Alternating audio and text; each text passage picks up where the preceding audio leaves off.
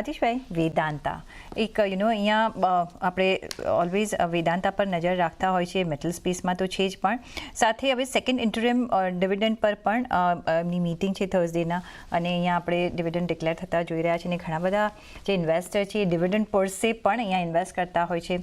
વેદાંતા કઈ રીતના જોવાનું, અને અહીંયા તમે નિવેશ કરશો, કઈ રીતના અહીંયા સ્ટ્રેટેજી વાપરવી જોઈએ? આપણે વેદાંતાની વાત કરીએ તો મેટલ સેક્ટરમાં જે હિન્દુસ્તાન ઝિંકની પેરેન્ટ કંપની છે, તો કેશ ફ્લો કંપનીનો સારો છે. અને આપણે જોઈએ તો આની ડિવિડન્ડ યીલ્ડ જે છે એ લગભગ 10%ની આસપાસ છે. અને ફ્યુચરમાં બી એવું લાગે છે કે ડિવિડન્ડ યીલ્ડ સ્ટ્રોંગ જ રહેશે. કંપનીના રિઝલ્ટ્સ આ વખતે થોડાક જે પ્રોફિટ માર્જિન હતા એ લાસ્ટ યર કરતાં ઓછા થયા છે, કારણ કે બધા જ મેટલ્સમાં પ્રેશર આવ્યું છે.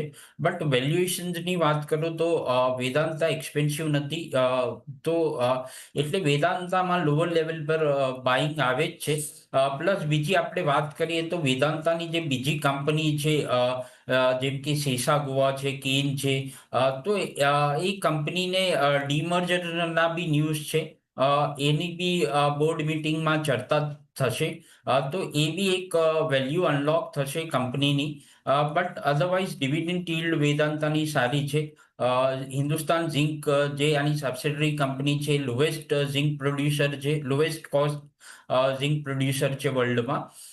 તો વેલ્યુએશન એટ્રેક્ટિવ છે, લાંબા સમય માટે બાય કરી શકો છો. યસ, તો વેદાંતા યસ, તમે ખરીદી અહીંયાથી કરી શકો છો.